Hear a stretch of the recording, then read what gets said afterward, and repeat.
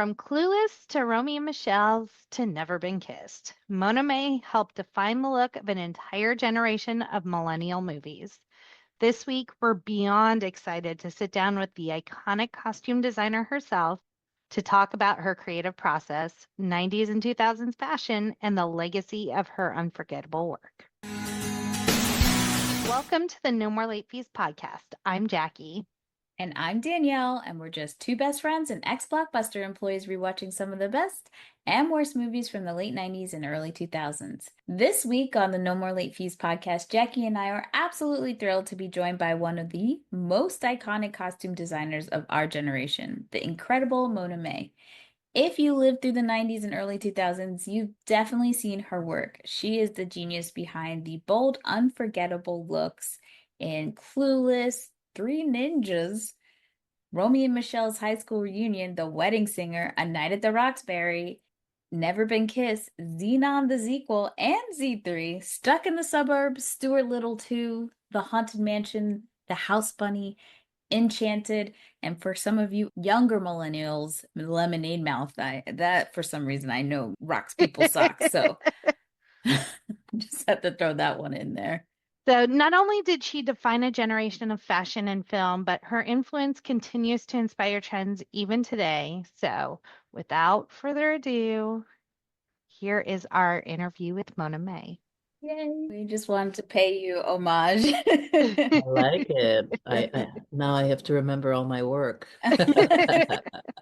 So many movies, so many Yes. stories.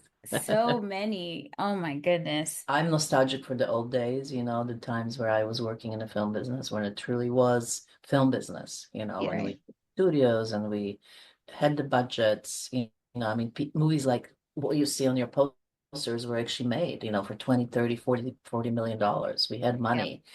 I was able to hire crews and, create these crazy costumes that actually, I spend money on these costumes. Now it's unfortunately, it's like you don't really get to play so much. Everything is such a bottom dollar that it's tough. They will spend the money on the big movies, the big tent pole, of course, the Wicked, they're gonna put the real tulips in there. Right. All that crazy stuff. But the mainstream is really tough. You really have to fight for everything. You have to make a case. Why do you want this dress, or why you want this? And it's it's harder. It really is harder to create when you have so many obstacles. So it's interesting. I've been doing this now 30 years. I mean, Clueless anniversary is coming up this year, 30th anniversary. It's interesting to look back at, all look at behind you, there's like Xenon. Oh my God, that was crazy, right? I mean, that was like Clueless in space on steroids. Jackie makes fun of me because I absolutely adore the whole thing, all three movies. I don't care. I loved it. So when I saw, I did not know, like there's a few movies that I knew that you were the costume designer, but I think the thing that was most surprising was how many Disney films and DComs that you were part of. I was like, well, excuse me. All right. It's fit because I do cute well, I do cute and I do fun and I do color. So it really matched with the agenda of Disney. I mean, it really was about kind of like uplifting and happy. And so I was their girl for a while. I mean, it was really fun. I mean, I did Lemonade Mouth and, just so many of those kind of really fun, upbeat projects. I like doing comedies. I really have a good time with that. I like to spread the message, and I think that my design, my taste really fit in those genres. We talked about that because we reviewed Clueless this week for the podcast.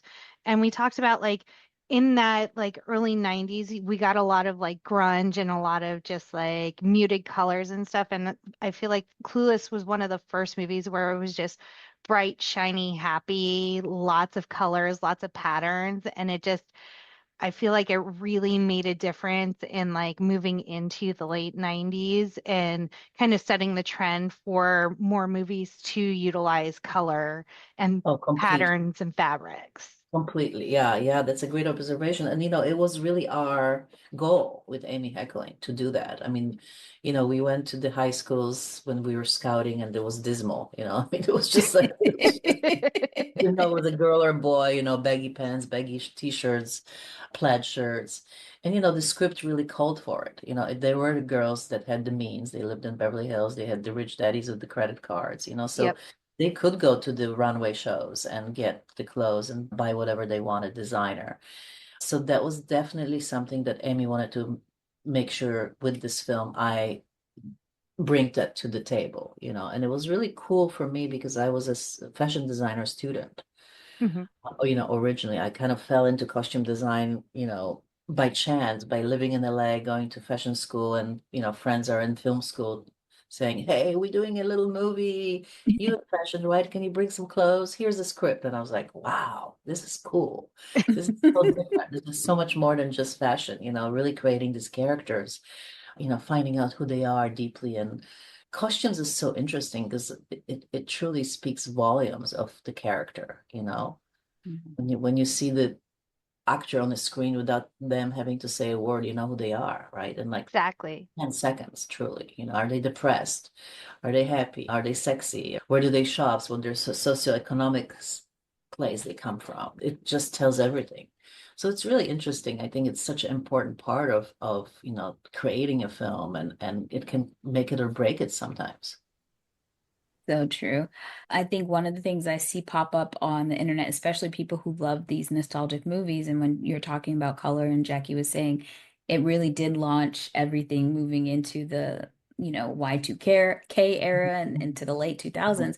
But there was a shift, and we're all still trying to figure out what happened to the color in movies. Like, so that nothing looks like how it looked in those movies and in this time period. It just started to get even more muted as time went by until now. Now you see it coming back a little bit in some ways because we're, as you know, fashion sick is in a cycle and we're back to the 90s again, but it's still doesn't look as beautifully bright. I think Wicked was like the first time I saw one recently that had the color Right. back in it. Mhm. And I just feel like we need to get back to it. We need I Mona in agree. I every agree. I mean, I think movie. my signature is color. When you really look at my, a lot of my movies, I try to always bring color because to me it's energy. Color is energy, so you feel something. I mean, it's like, when you see red, I mean, when you see Cher in a yellow suit, it was really important. Like, why did we pick the yellow suit? Because it Yes. was the moment of first day of school. She was in the quad, a lot of people crossing in front of her, a lot of green behind. So we had other suits, plaid suits in the room, in the fitting room to try on. And really when she put the yellow one on, it was like, this is it. This is the sunshine. She's gonna be the ray of light in the school, the queen, the sun. So, it's interesting. And look at the impact of that color and that suit. I mean, Yeah. Yes. the yellow plaid is synonymous almost with Clueless. So I don't know, to me, color is really, really important. I think some filmmakers feel maybe it's not sophisticated enough, that it's like becomes poppy and just too cutesy. So I think some filmmakers shy from that, but I think it adds something. I think it's really energetic, when you're Yeah. watching something that has some bright colors. It's the easiest way to evoke an emotion is just to see the character on screen in different colors. And like you said, even contrasting with the background is really important too, just to invoke what you're trying to establish as like the feeling and the tone for the scene. Yeah, I mean, I think that, it's psychological too when you're looking at Yep. Yeah. colors, what you feel and how you feel when you're seeing something. There's some kind of resonance. I think that when you are done watching the film, you're uplifted in some way. There's just some whatever that physical or psychological thing is, Yes. it's really cool. So, let's hope more will come. And I think maybe with the more independent thing, also we can bring that because there's not so much, studio watching the Yeah. filmmakers and telling them what to do. And I think that's what's happening too with the maybe fall of some of the films not being good is because just too many people are making decisions. Hmm. Yeah. it really no longer is the true vision of the director. It's a vision of some guy, bean counter or whatever, or a producer Exactly. guy from Netflix or, whatever platform that was never really made a movie, but is in a position of power to come to set and change things. So yeah, I hope that, I mean, movies like Wedding Singer with Frank Coraci, Yeah. and Amy Heckerling, like these directors really have a vision. They truly know what they want and how they want the audience to feel and what kind of story they're telling and how. It's really cool to work with these kind of, very strong directors. Yeah. What with the Wedding Singer, what was it like to do that as a period piece? Because we're in the 90s and now you're doing the 80s, you know?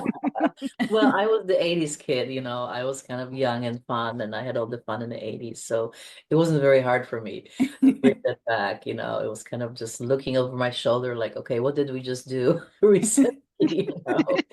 And And a lot of the filmmakers involved were kind of like we're all in it together, bringing our own photos. I don't know if you notice in the credits, there's actually photos of us yeah.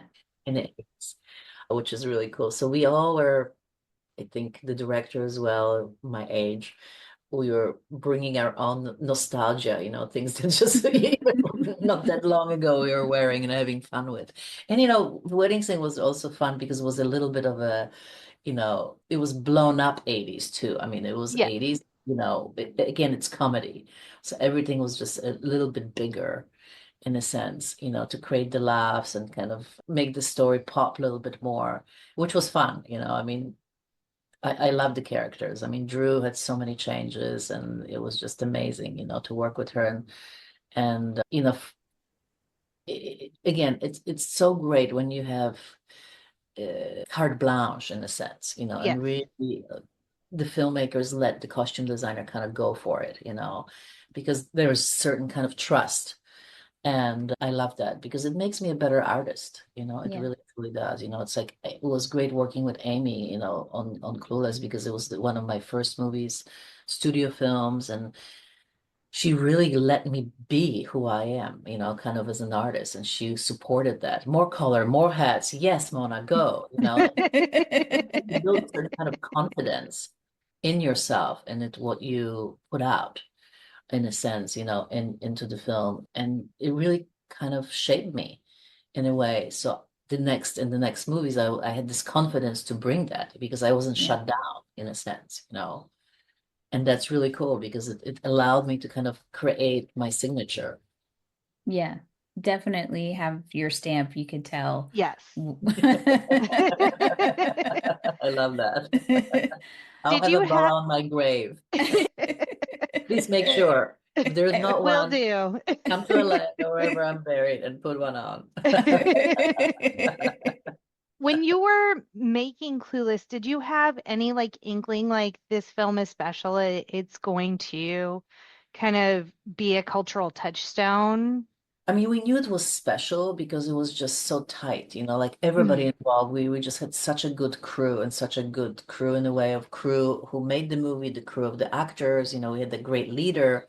So we knew there was something, there was something really, and we had so much fun. And I mean, Amy was just such a great director. She really let all of us kind of be ourselves. I think the actors speak about it as well, how much it really meant to them to have this kind of a director that opened them up. But I don't think we would never comprehend to have this cultural impact for 30 years. I mean, that we're talking about it now. I'm doing a book for Paramount. I mean, 30 years later, now it's the new generation of kids who are 15, 16, who are loving the film. And then there's the mothers and then, the 50-year-old woman. I mean, it's so cross-generational. It's so amazing, truly. I think one of my favorite things about Clueless is, and we were talking about this in our when we were doing our episode, for me, seeing that movie was great because I saw myself in Dion, which was not Hmm. something you saw a lot, and that she got to be her own character, not a sidekick. And I think a lot of that came from the way that you dressed her. Not only was, her and Cher had that similar plaid outfit, but different colors. Had the hat, it was just so special. But then there were other looks where you have like a little bit of urban flair to it. So it wasn't just like her being kind of assimilating into that environment. You see those Right. parts of She was Dion. herself. She Yeah, was able to be herself. Yeah, thank you for that. It was so important to us, and Stacy was really great too because she had a great sense of style.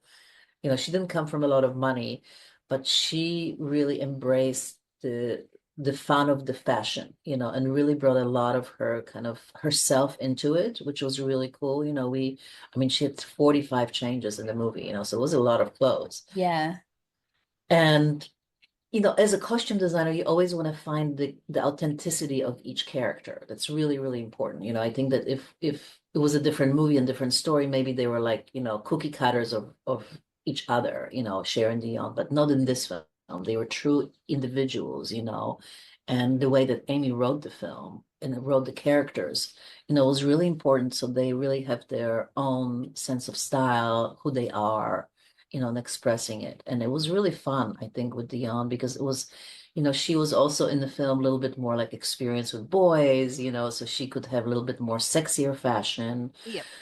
She was more funky. I mean, the skin tone of her, the color of her skin allowed me to use different colors as well that I could use on Cher. I mean, there was like a lime green sweater set. There was, yeah. leopard, fuchsia. It was really fun. I was able to do a lot of textures on her, like, vinyl skirts, and we did leopard jackets. And that was really fun because something again that would not work on Cher, it just, she was much more kind of preppy and tailored. So I had a lot of fun with Dion doing it, It really, I mean, even later we just even recently were talking about for my book, and she said, Mona, it's like I just fell in love with all the patterns. It Yeah. was just so much fun. She said I even have like a pair of Louboutin that are leopard now, and those are my favorite shoes. And I Uh, think I love how like you even did the first, was it the first season of the show as yes, well? Because yes. that was when you look up looks for both Dion and Cher, now the TV show comes up and like it was even more expansive when you see that first season. And I was just giddy for that. How Yeah. was that doing transitioning from the movie to the TV show? It was intense because TV pace is very fast. So doing Mhm. that many changes in 30 minutes was really, really crazy busy for us. But we already knew who the girls were. Like Mhm. we established it. So it was less complicated because we were not figuring things out. We exactly knew what they were and how to, they were expressing themselves with the clothes and what those clothes would be. But it was also interesting because I don't think there was anything on TV like that too. I mean, that No. bright, that happy, that crazy, that, intense. So it was fun to do it for television, to really push the envelope for another medium. Well, what was it like? You did Xenon too. I got asked the Xenon questions. That that movie blew up, and no, I think it was a surprise to everybody, but especially the fashion. Like people are still wearing those costumes for Halloween. What was it like to take that vision and have to expand on it, but still play within what was already created? It was so much fun. I don't know. I just have a knack for those things. I just really like I can translate the fun into any, I mean, I think past, future, present, whatever. I just can really do fun clothes. And it was really great to go into the future and, create something that's fashionable, very cute, very girly, but also functional, because it had to kind of look and feel like it can work in space. So that was really cool challenge too, how to make that happen. And it was just, different type of fabrics and textures, for the space, a lot of spandex. So the challenge was to really make it believable that it's can live in space. So that was really fun. And like you see all the trims and all the different things, like some of the prop pieces that came into place, their watches, their things, their pockets and stuff. So you could maybe think it's functional in some crazy weird way. But it was great to do the colors, to really use the color palette, kind of the bright color palette and inspire girls. I don't know. I always laugh at it. It's like Clueless on steroids in space. Yeah. And Romy and Michelle, now that they're talking about a sequel, have they reached out to you about joining them for that? Yeah, I mean, I haven't really talked to the director yet, but I know it's gonna happen. And now it got pushed again for I think a few months, maybe at least till end of this year or next year. But I would love to do it. I mean, it would be so much fun to work with the ladies again, and kind of now they're older, and what does that mean in their world, and how do you translate their fashions into kind of modern ladies, but now at a different age group too, and make sure that it's fun, but also doesn't look like crazy ab fab or something, I love that show. Exactly. which we love, which we love. But again, we want to make sure that in these stories that I like to tell, even if the characters are fantastical and kind of over the top, you still believe them, you still love them, you still can emulate them in a way. And I think that's kind of also something that I'm good at, in a way that it doesn't crosses kind of the threshold to a drag queen, Right. and nothing wrong with drag queens. I love them and I think their costumes are amazing. But to be real, to tell Hmm. this story that you still truly love these characters and believe them, and understand who they are without going like, oh my God, now the costume is wearing them. What's happening? I'm out of the story, which is easy to do. It can happen. You have to really, as a designer, have this certain kind of sense. It's almost like a sixth sense. How far can you go? And it's also interesting to work with actors on that, because, one outfit on one actor could look completely different than the same actor and another actor, because of their body shape or how they walk, and how they present themselves. So it's really interesting. So in the fitting, actually, there's a lot of information that comes kind of to place for a costume designer. We really, really, really, after like having the boards, the visual boards, and talking to the director, and the shopping we do, really in the fitting, that's when everything happens. You really figure it out. You start putting the clothes on an actor and going, okay, does that work? Okay, we've envisioned mini skirts, but maybe they have bad legs, and that will never work, right? Right. Or their waist is more chunky, and now we can't put all the cinching belts that we want, Yep. whatever that is. So kind of, or she just looks too sexy in these clothes, and now we have to go, like, it doesn't work. So that is really the most fun for me, I think, as a costume designer. That's where really it's kind of alchemy, that's when it happens in the fitting room. And when it does happen, it's really incredibly palatable, almost like, like you almost have the, hair stand on your arm. It's like the actor is like, I'm in. I Yeah. found I found it. And it's interesting, some actors want tight shoes or something uncomfortable, or, whatever, to remind them about what this character is. Hmm. Uh, so it's really, really cool, that process. And I take a lot of pictures, and then I show the pictures to the director and the actor, and we kind of really talk about it, what's right. And it's always a story that we're telling, and how does the character begin and how does it end? What happens to it? Maybe it starts, like, if you think of Drew Barrymore, Never Been Kissed, she starts really dowdy, right? And then she goes into this crazy adventure into high school in her white boa and crazy clothes, and but in the end, she finds herself, So through the clothes, I'm telling the story of her now being at the end, waiting for the kiss, in her pink chiffon dress that I designed. And she's now a woman. She's feminine. She's beautiful. She's herself, completely kind of authentic self. And that is really beautiful. I think that's the fun, I think, part of being a costume designer, telling these kind of stories. And you got to work with Drew, what, 3 times now? I think what, The Wedding Singer, Never Oh Been my God. Kissed, I mean, and in Santa Clarita Diet. yeah, yeah.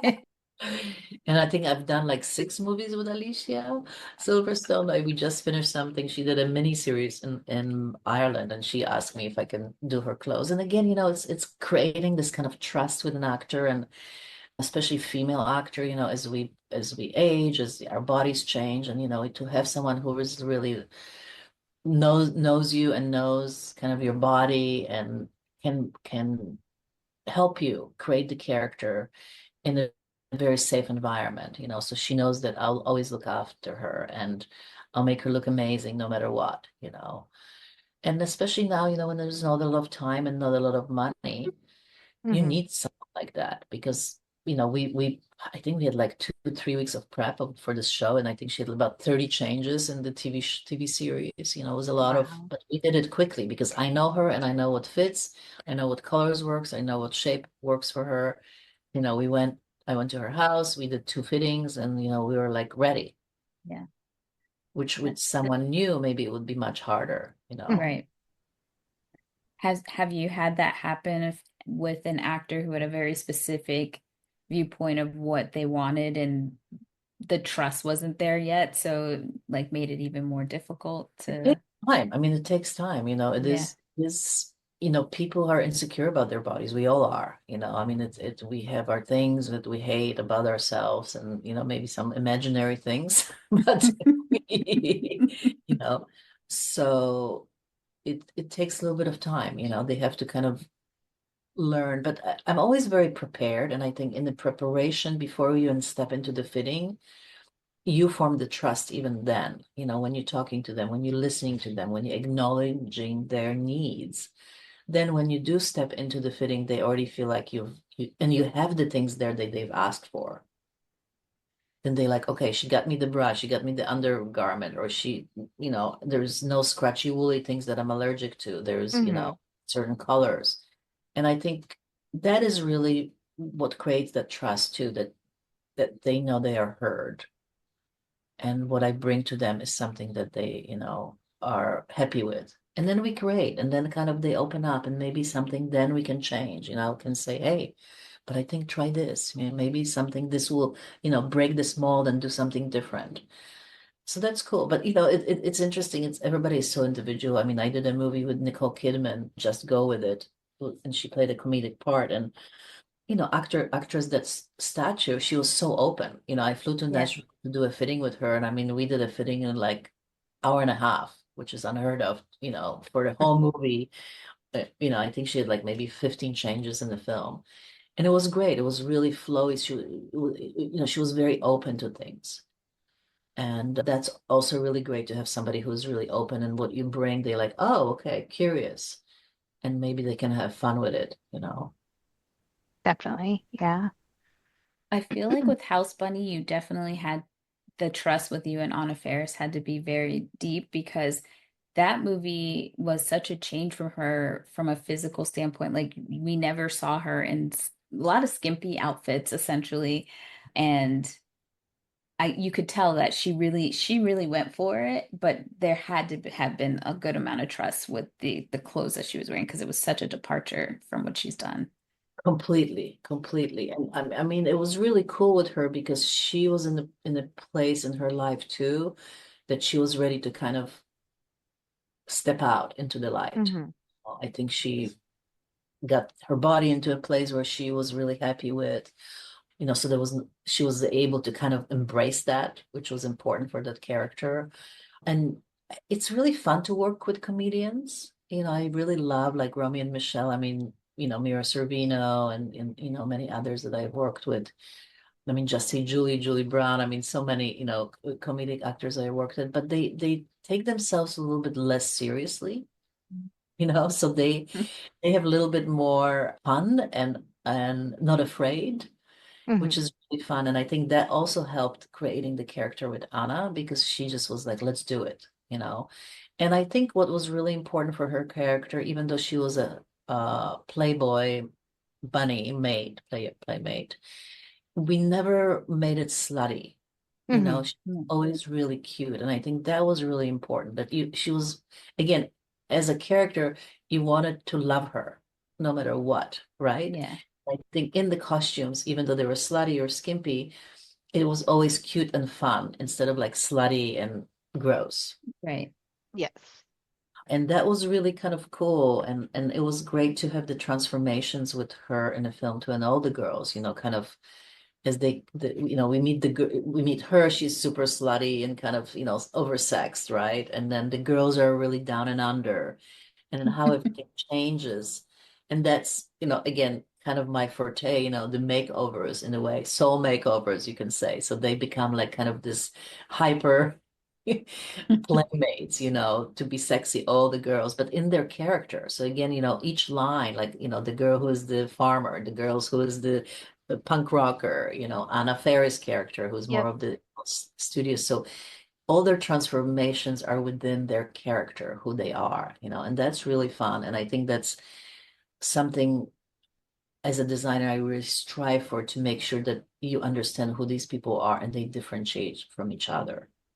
And then, again, toward the end, when everybody kind of changes and find themselves and they kind of go out of this hyper reality to find themselves, and even Anna Faris in her little white eyelet dress in the end, with her pink belt, when she's kind of, decided that it's okay who she is, it's she's okay. She doesn't have to pretend anymore, or be this or be that. And I think same for the other girls. So that's really fun, and it was really a big ensemble, in Clueless, it was like, Cher, Dion, Ty, Amber, but here having 7 girls, it Yeah, was a that's lot a of lot. clothes. And I think each had 30 changes. So do the math, Wow. That's amazing. And they all had such a distinct look to them, Yeah. Yeah, color palette, textures, style. Yeah, it was so important. And again, I think that's when you, like what you said about Dion, when you can kind of, connect with the character. And this is what I wanted to do. And I think as a costume designer, we try to do, so that these characters, we create them so people can connect with them. I was Definitely. thinking about Night at the Roxbury and how now that I know that you were the costume designer, how that clicked. But just to see from a male perspective, how you were able to incorporate the color. I mean, there's a point they're wearing mesh tops. Like it's so So fun. good. It was How so did good. how did you come up with the looks for that? They were so silly, but the outfits just put it all together. Again, working with comedians, they will go for it. They will just do anything. I mean, when you have the underwear, with the beach, like almost G-strings, I mean, imagine that fitting. It was just so much fun. But they just, it was what was interesting about these characters too, they were very physical. So they had to move constantly, Mhm. so I had to make the clothes kind of like in Xenon. I had to make the clothes very functional for them to move, because if they moved in regular suits, they will rip them. So I had to buy fabrics that actually came from Japan that had a little bit of shine and stretch to them, so they could actually act in it and just be themselves and can go crazy. But we were able to push envelopes, and it was fun because, they were very heterosexual. You knew. Yep. But you completely push the envelope with the shine, with the sheerness, and the belts and the Gucci belts and the, shiny suits.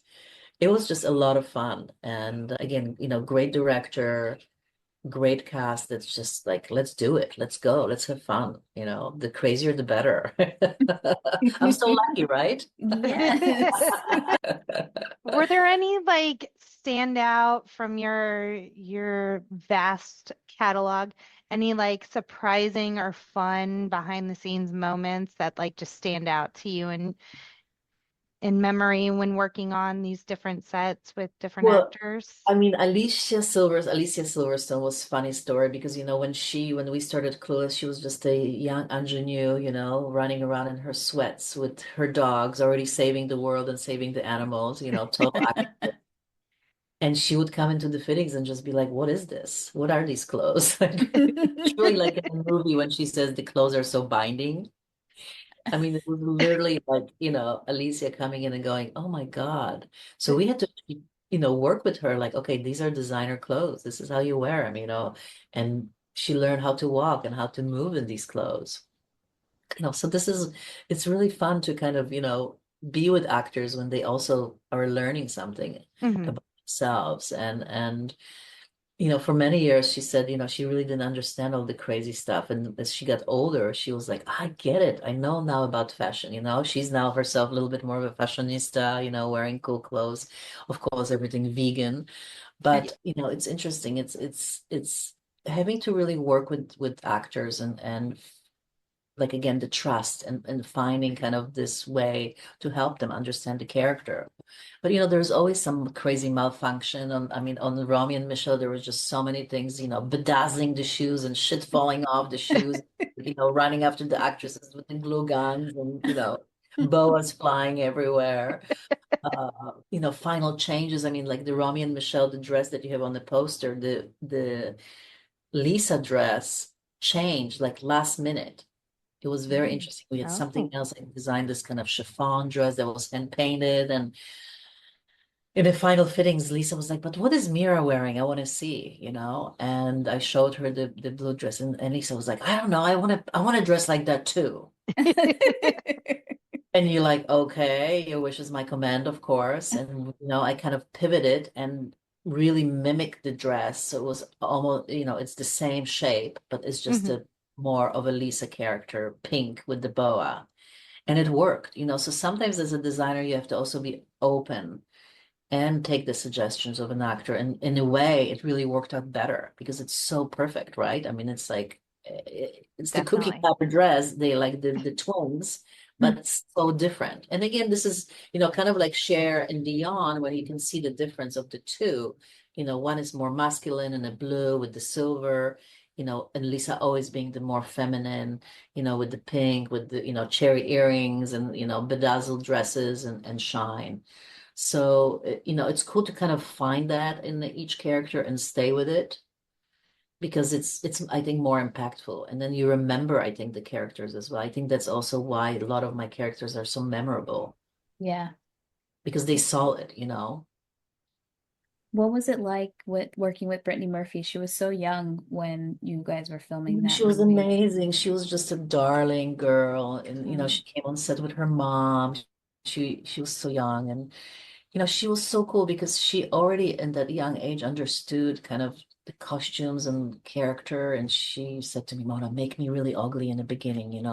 I want to make sure that we have an arc."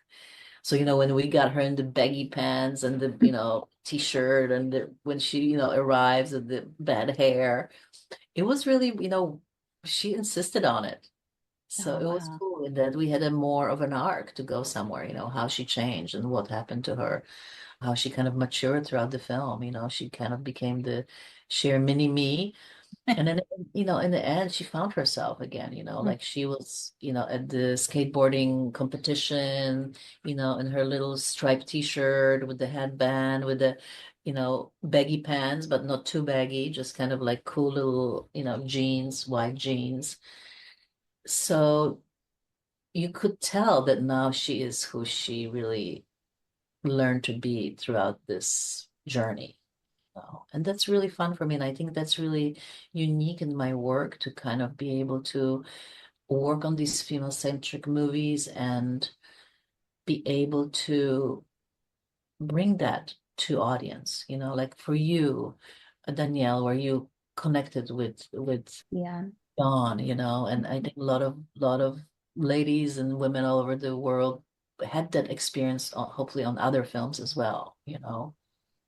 Yeah, It's we had Nicole Bilderback on our show as well, who played Summer in Clueless, and she just yeah.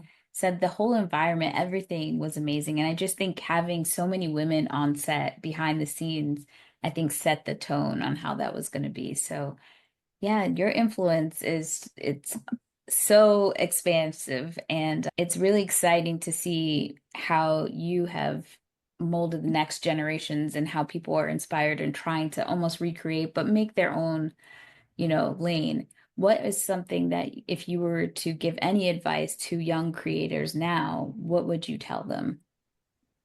I think be yourself. Find what really is your mark, like what are you good at? What expresses you? Because I think that's what my art is. It expresses me. And I was born in India. I think my first moments of seeing life was like bright and colorful, and that impacted me too. I think that's why I love bright colors, and I always was lucky to be influenced by art and nature and it really expresses my joie de vivre, my work. It really is me giving these beautiful costumes to the world. It comes from my soul, and I think it really is deeper. It maybe connects with people even more because it's so part of me, who I am, and how I can share that kind of experience of how I see life to show other people how you can maybe see life.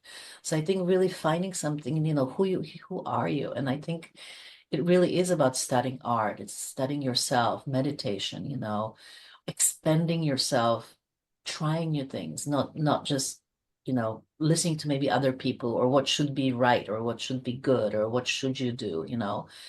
I think when you're talking about now, people curating things, and this is kind of, I think, what it's about. It's like, who are you? Curate yourself, curate who you are. What is it about you that's unique and that you can show others and share with others that maybe can inspire others too. So I think it's really finding that inner thing more than the outer thing. It really, to me, it really comes from the inside. And I think that has more impact because it's kind of genuine, maybe. And, not always have to be happy like mine. Maybe it's more darker, whatever it is, whatever that expression is.